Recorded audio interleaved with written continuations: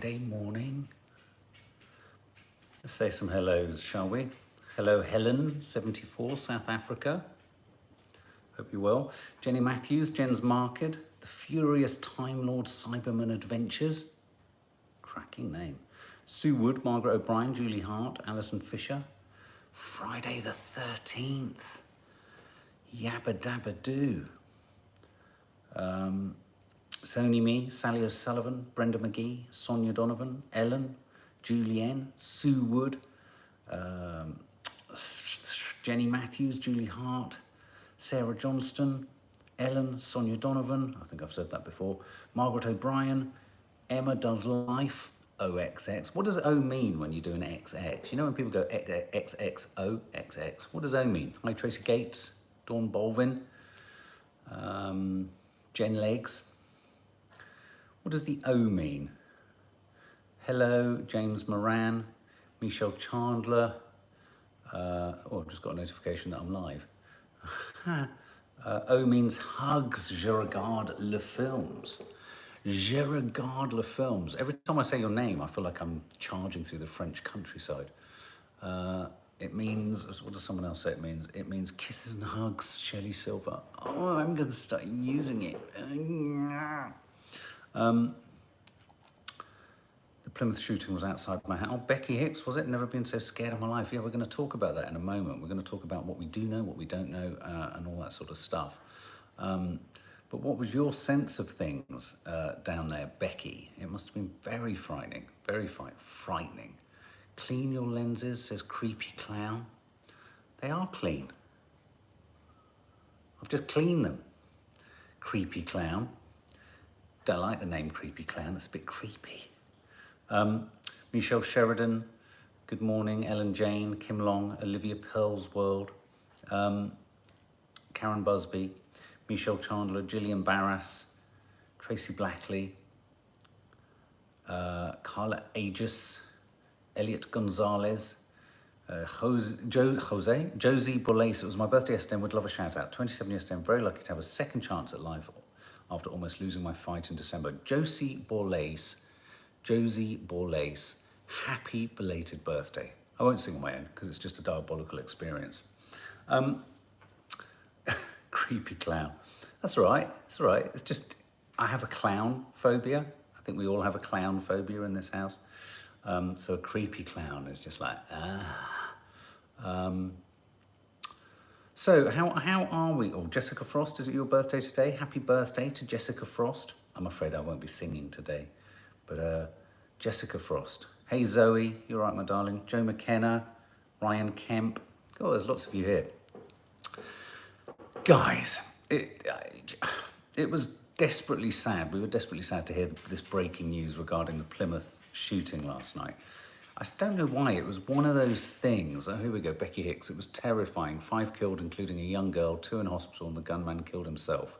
We were told to stay in our houses, away from windows, and lock the doors. Incredibly tragic. Wow, God, so you were right in the thick of things, weren't you? Yeah, it unfolded in a sort of sputtering fashion, I thought, last night. It was really hard to get any sense of what was actually going on.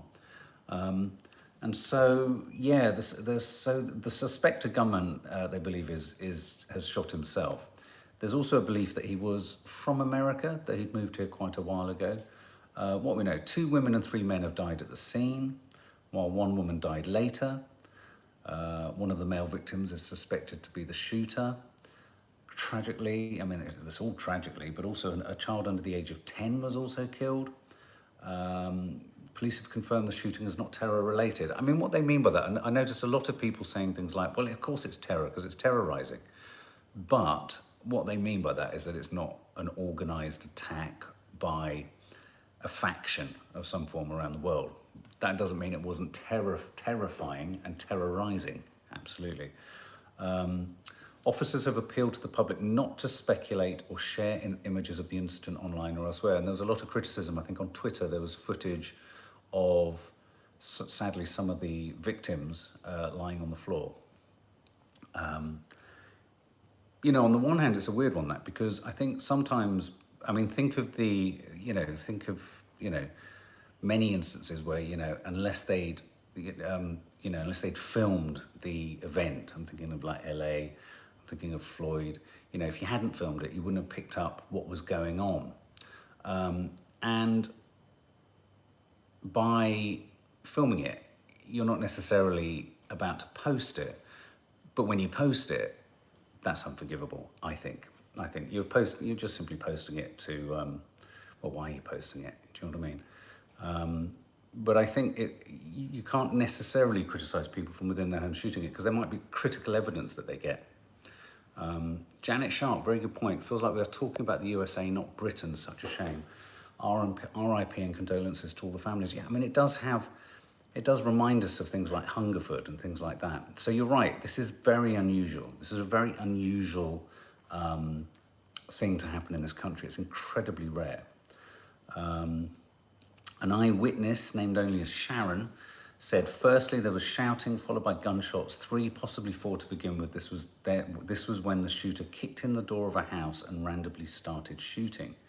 He ran from the house, shooting as he ran, and proceeded to shoot at a few people in the park up the drive. A second witness, Robert Pinkerton, said he had bumped into a bloke with a shotgun. My God. I mean, imagine bumping into someone. I mean, I remember, I mean, it's not equivalent at all, but I remember a chap who was wielding a baseball bat in Croydon hit the news for having almost killed various people. And I was coming up from the local shops, and I'd popped to the local shops, and I remember seeing this man just swinging this baseball bat around, going past me, fired up, probably off his head on drugs. So Robert Pinkerton, this chap, must feel, good God, a sort of almost, not survivor, not that he should feel survivor's guilt, but my God. So here we go. Police are still calling for eyewitnesses to come forward, although Pollard admitted the information about the shooting was a bit confused. You see, in that instance, I think filming moments in it, there's some justification if you're then going to just submit it to the police as evidence. But to post it is not right. We don't know why the shooter opened fire. We don't know if the suspect knew the victims, and we don't know how the suspect became armed. And we don't know the names of the victims or the suspect. Oh, well, we know the suspect, don't we? These details haven't been released of the victims. So let's all of our prayers go out to Plymouth. Poor Plymouth. Just tragic, just tragic. I mean, words fail me. Was the shopping centre shooting connected in Plymouth? Was there another shooting in Plymouth? I don't remember. Hi, so unique. Jen Legs, yeah. I mean, Boris Johnson's just obviously done his leader of the country thing, as he should, paying tribute to the victims, which has left 6 dead. So that's currently sort of breaking in the news. So that's not surprisingly at the top of most online news. It is intriguing. You sort of wonder how newspapers are going to survive, because you look at the front pages of all the papers. They're constantly struggling, aren't they? I have interest. Do any of you buy newspapers anymore? Yes or no? Do any of you buy newspapers, or do you just get your news online? Yes, everyone's sending their prayers. No. Oh, look. No. Oh, there was a yes. Who was that? Shelley Silver. No. Sometimes, no. Doesn't look good for the future of the print paper, does it? No, stop getting papers in 2019. Josie. Brenda McGee. Yeah, I mean, we kind of do the news in the Sunday show, because we were always drawn to the kind of, you know, every now and then you get those stories that you just don't make the mainstream. Do you know what I mean? We like those, and with stupid, puntastic headlines. Anastasia Alexandra. I've never bought a newspaper in my life. The only ones I've ever read are the Metro and Evening Standard, which are obviously free. Yeah, the Metro's. The Evening Standard was the only one I knew. Evening Standard. That's all you ever heard coming out of tube stations as a boy.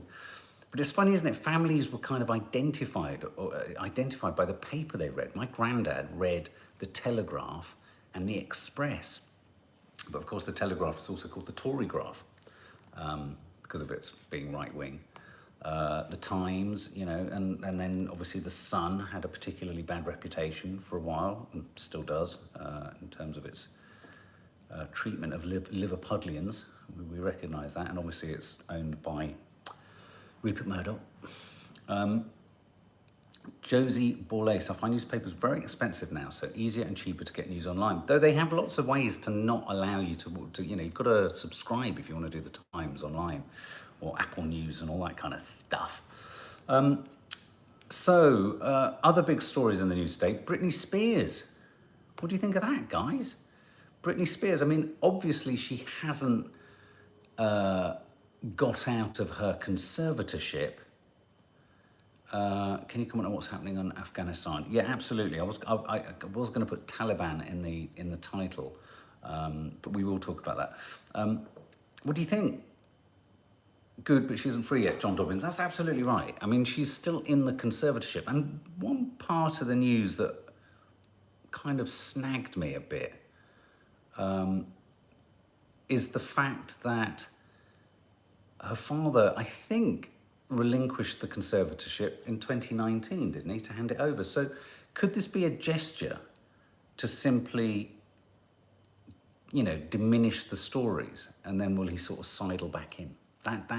That's my worry. If she's still under the conservatorship, or will, like Zoe Griffiths-Brown says, she's getting there. Is her dad just saying he will step down to avoid backlash, Sam JP? That's kind of what I'm suggesting, absolutely. Gerard Gardler Films, it's a step in the right direction for Britney. Alison Fisher, partly good news. I mean, yes, I think it's symbolic, isn't it? It's symbolic and it looks good. But how much it will change her day-to-day life, I don't know. I mean, I'm presuming she'll probably post something on Instagram about this latest development. Fraggle Rock, yeah. Fraggle Rock. It's an old t-shirt, actually, this one. Fraggle Rock. I thought it said when the time's right, so who makes that decision? That's a good point, it's only me. Choice language, when the time is right. Well, when is the time ever going to be right? Sophie J. Matilda, I don't trust anything her family says or does. Bunch of narcissists. Loved Fraggle Rock. Yeah, do you remember when Fraggle Rock, when they used to run around and their hair would just... The film's doing very well, thank you very much. It's in, I think it's got into, Tracy Mayhope has got into about 16 festivals.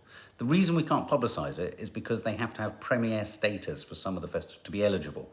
So once we've run the festival circuit, I will be uploading it for certain individuals with passwords.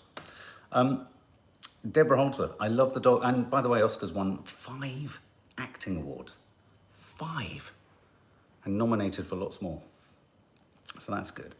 The Them tune to Fraggle Rock was the best. I know. Chi-Chi's doing okay, thank you very much. They all used to have wobbly heads.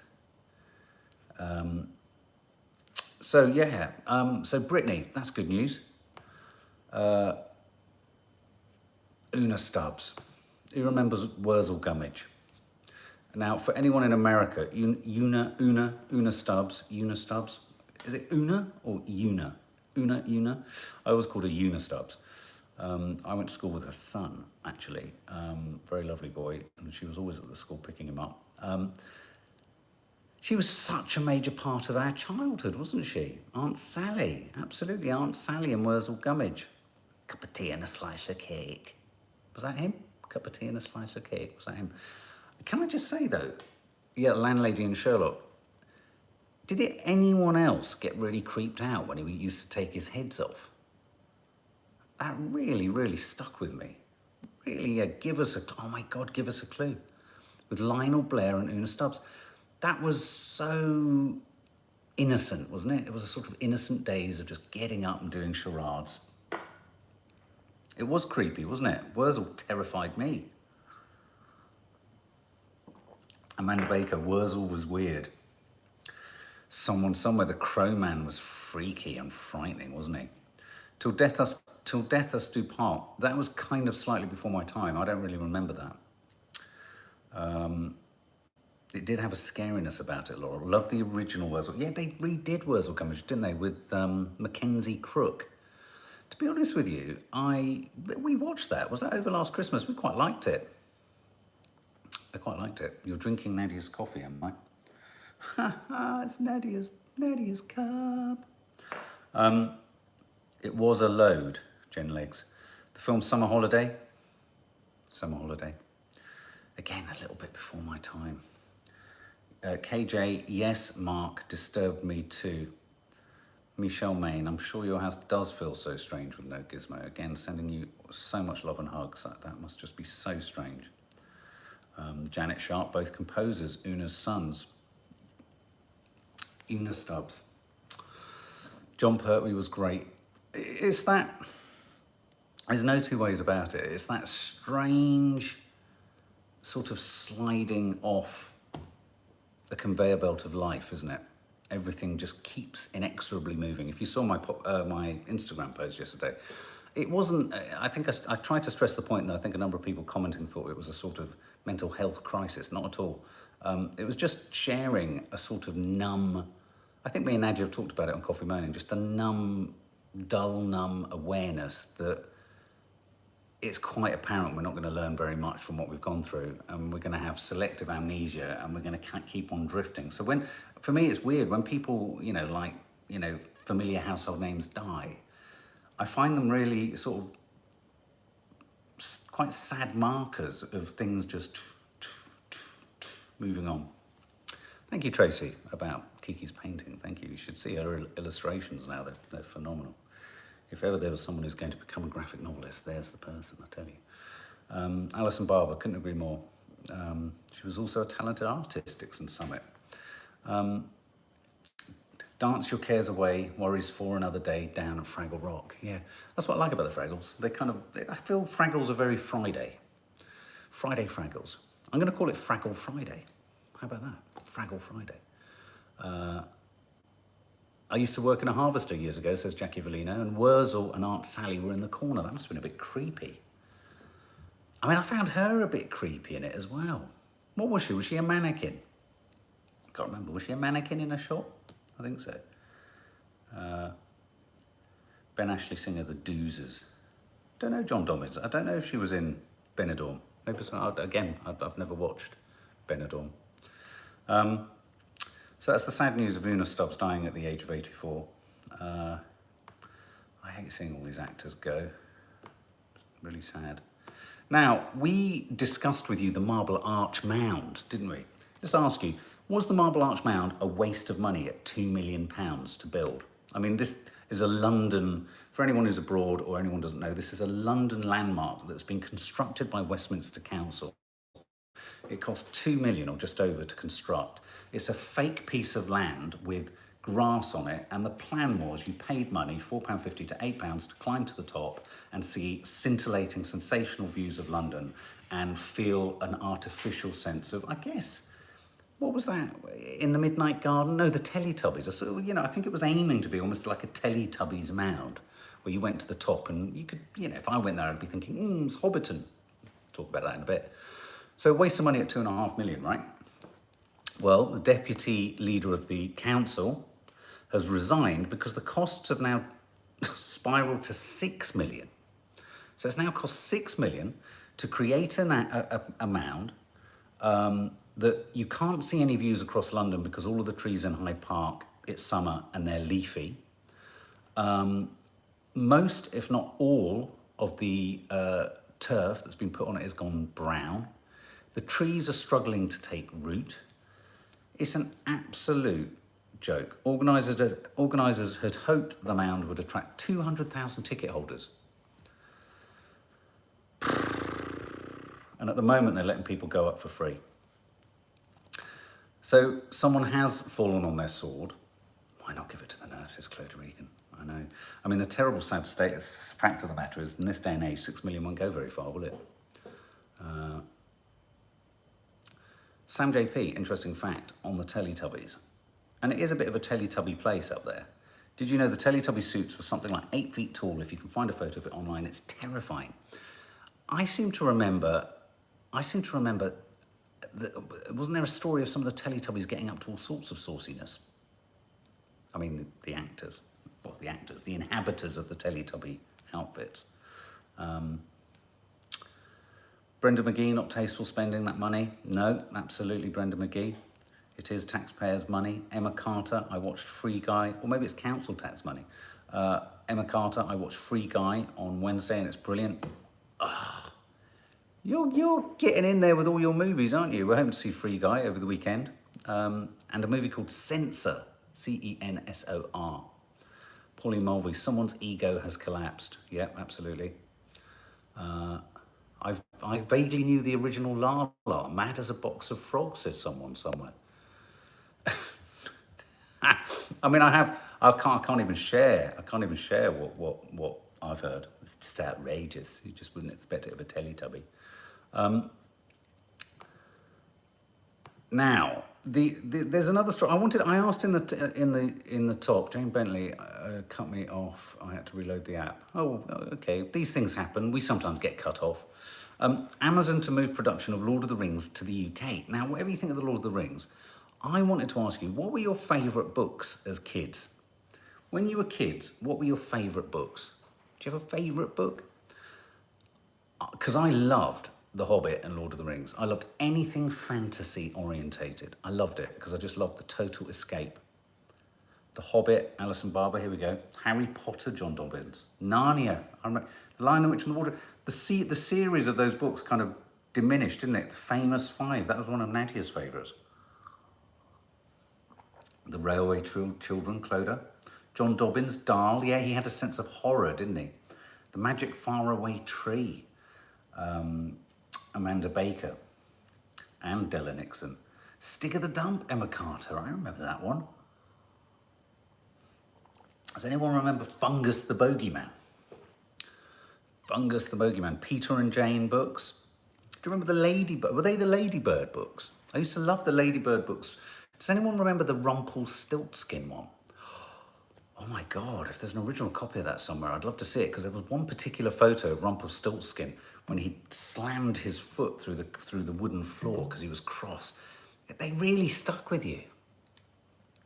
And what was that book by Maurice Sendak? Oh, Where the Wild Things Are. But there was another one where they had two chefs who were dressed, who looked like Laurel and Hardy. Does anyone remember that one? Peter and Jane books, Topsy and Tim, Nicky McKenna, the books where you could change which way the story went. Yeah, the role-playing game books, Wizard of, what was it? Warlock of Firetop Mountain. That was a turning point in my life where I realised you could control narratives. I think that was key in me wanting to direct and make stuff. Matchstick Girl, Deborah Holdsworth. I collect the Ladybird books. What, the originals? That's a nice thing to collect. Michelle Main, hated books as I'm dyslexic and would take me forever to read anything. Would never stand up in class to read, I'd rather walk out. That is tough, that is tough. And it's a shame that you couldn't have been helped in a different way. Because of course, just because you're dyslexic doesn't mean you can't enjoy books, but you do need help and tailored assistance. Jim and Rosie, Sophie Jane Matilda. What else? Goodnight Sweetheart, Laura S. I had a book called Bimbo and Topsy. Does anyone else remember the fact that back in the day, they used to release, alongside movies, they released the book version of it? And I remember, I think one of the first books I ever read was Bambi. The book version of Bambi. Secret Seven and Black Beauty. I think, Shelley Silver, Charlotte's Web. I loved that book. And then I bought it for the kids, and I can't remember which one. They hated it. But the spiders, and all the spiders come down. Just on a spoiler. Jen's Market, Green Eggs and Ham. The books were better sometimes. Yeah, they were, weren't they? Heidi. Do you remember Meg and Mog? Did someone just say Meg and Mog?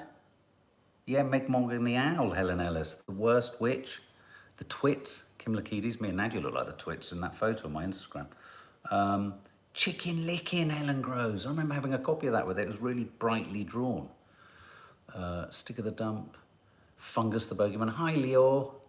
My Pink Whistle. Seen a doctor about that. Chicken Licking. Adrian Mole. A little bit older. That was kind of my first, that was the first book I read after all my fantasy stuff. Kim Kong and Being 6'2" and Ripped to Shreds, says Kim Long. Billy Goat's Gruff. The Wishing Chair. I never really got into Enid Blyton. I didn't really get into Enid Blyton. Puddle Lane books. Wind in the Willows. I never took to Wind in the Willows, though, I could see why it was good. My granddad loved it. Does anyone remember a book called Duncton Wood about moles? My granddad loved that. He used to have a copy of it in the boot of his car. It was really weird. Sam JP, did anyone else read the book about the girl who wore a ribbon around her neck and when she was old she took it off and her head fell off? No. Did anyone, you had Duncton Wood, Amanda Baker. Does anyone remember the book where a little baby is drawing with a crayon along the wall and he draws things and walks all the way through the book?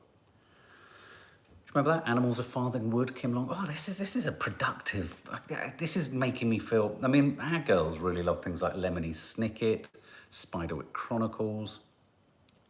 I had a book which was about a mole pooing on a dog's head. It was a Grimm's fairy tale lure. I like that. Walking around, why hasn't that been adapted into a film or a short film? Ribbon around her neck and then she takes off and the head falls off. Must look that up. That's dark and twisted, I like that. John Dobbins, I still read children's literature to this day. It helps me get back into reading. That's a very good thing. And I think there could be a strong argument for doing it a lot because storytelling is stripped down to its simplest in kids' books.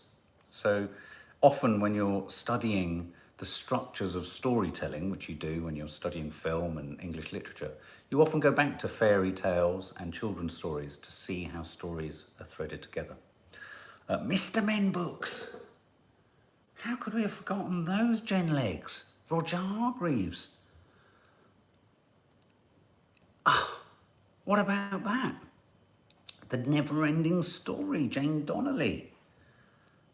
The Rainbow Fairy series. Fleur loved the Rainbow Fairy series. The Iron Man book, Ben Ashley Singer, absolutely. George's Marvellous Medicine. Oh, Winnie the Pooh. I have to say, I didn't read Winnie the Pooh when I was young, but I loved reading Winnie the Pooh to the kids, to our girls. That was lovely. So really, the peg for this was, I was just reading that Amazon Prime, which is now a huge production, like Netflix, powerhouse, they're moving production of Lord of the Rings for the second series back to the UK from New Zealand. I have to confess, I'm looking forward to this. I know there's a lot of purists going, it's not going to be as good as the films, but I'm excited about Lord of the Rings and the fact that they're going all the way back. Now, someone said they wanted me to talk briefly about, it's a bit of a downer, but it's out there, the Taliban and Afghanistan. I don't know what anyone's feelings about Afghanistan are. Me and Nadia last night, as we went down the slide, descended the slide into... All I felt watching the news last night was, what was the point of all those deaths, both Afghanistani and our troops-wise, if we are now back, not only back at the same situation, but even worse? Now, that doesn't mean it's an argument to have stayed there or carried on, but let's not forget, Russia was in there once. Janine Amory, we are back to square one. There must be relatives and family members of those lost troops who went out there to do what? Put their finger in a hole until they took it out. And I always remember Nadia's father saying, what the West doesn't understand about these conflicts is they believe that by invading or occupying and creating a sort of, a safe environment or a controlled environment, other cultures and armies and resistance fighters and all that, the Taliban essentially, philosophically, they're happy to wait. They'll just wait. And I don't think the West gets that idea. So they've just waited and waited. We've been overstretched. The West is under pressure with finances. We pull out, it goes back. Sally O'Sullivan lost my brother-in-law 15 years ago thanks to the Taliban. Sally, how do you feel about it? That's all I felt last night. It was weird because we don't talk about things like that too much on the channel. We did talk about the Israel-Palestinian conflict, but I do think, I think me and Nadia were just struck by how futile these things are. Again, look at Libya and look at Iraq. Many arguments to say something needed to be done, but also many arguments to say that things have only got worse. We just don't hear about them. We fought with the Taliban against Russia, says the Mrs. Nicky's XXX. Exactly, but this has just been an ongoing thing. And, brigadiers all over our country are saying, well, this is going to lead to another surge in Al-Qaeda. You can see why we just felt, what is the end goal, Ellen? We were there under false pretenses. Exactly. Now we're sending 600 troops to get people out. Are we going to send more troops to make the country secure? Are we going to then lose more? It feels like an irresolvable situation. Faith Goodman, all those poor families, both of soldiers and Afghanistan families, absolutely. And let's spare a thought for the translators. I think there's been movement on that now, hasn't there? We're going to let them in. But it was the same in Iraq. Many translators were targeted and killed for being, essentially helping the enemy or helping the occupiers. And I think it's your duty as a country, if you're pulling upon any local expertise, that you protect them and you bring them back. Brenda McGee, all that with the COVID stuff too. Yeah, so that's my feeling on the Taliban situation. It's tragic what's going on there. It's tragic. There are many tragic things going on the planet, and yes, on the one hand you think, how can we resolve this? How can we change this? What can we do to help?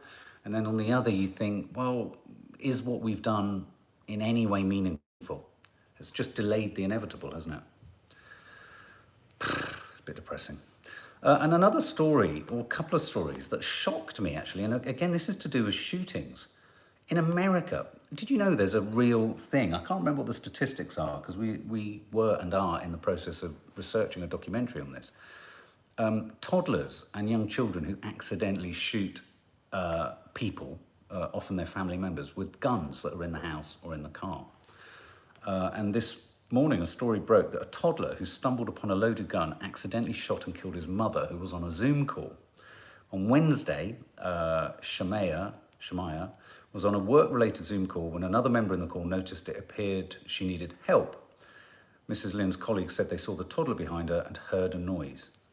So the toddler had picked up a gun in the house, and the security latch, or the security switch, had been turned off. It was unsecured. The local police and investigators determined the toddler found the loaded gun. Now this happens more often than you think. I think a couple of days ago, a 2-year-old accidentally kills father after picking up a gun and shooting him in the back. This toddler, I think there's only 2, doesn't even understand what's happened and has been asking for his father. 2-year-old boy accidentally shot his father in North Carolina. So another cautionary tale about a society or a country that lives with guns. This is what you would, in a sense, call collateral damage.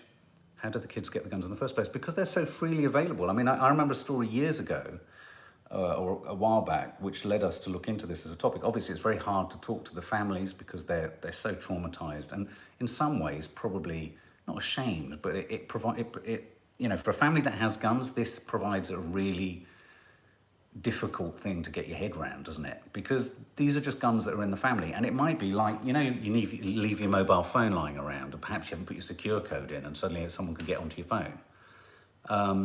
In America, the guns are far more they're an everyday item. So one of them was in the glove compartment of a car, another one was found in a drawer. But it just shows you, doesn't it, what guns in a culture can do. So yeah, I've just removed you from my screen. Hang on one second. Where are you all? Faith Goodman, you can buy guns and shit. One of the songs, if you haven't watched Bo Burnham's Inside on Netflix, I'd really recommend it. But if you also go to Spotify, a lot of the songs that Bo Burnham sings are on Spotify. And I think there's one called Hold Your Hand Up, maybe, and listen to the lyrics, because he gives you a really clever, pretty bleak portrait of how we've got to where we've got to.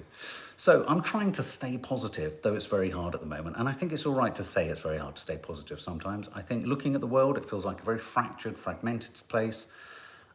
We may be coming out of lockdown, but as I said on Instagram, it feels like, we are so we are so desperate to get out of it. Have we actually learned anything from it at all? as society races ahead, you know, is anyone going to be allowed to kind of stay in that place of rethinking priorities and all that kind of stuff? So, you know, I think, well, basically the reason we share that sort of stuff is it's all right to feel a bit about it all. I'm going to finish now, and I'm going to wish you a lovely Friday. For the members, there's going to be a members live later today. There's going to be a vlog landing at some point. It's already edited. And yeah, we hope you have as lovely a Friday as you can. Take it minute by minute. And remember, it's all right to not feel all right. Do you know what I mean? I think sometimes that allows you the next day to feel all right. So group hug. And lots of love, guys. Have a lovely day. And obviously, you'll see me and Nads tomorrow morning for Coffee Moaning.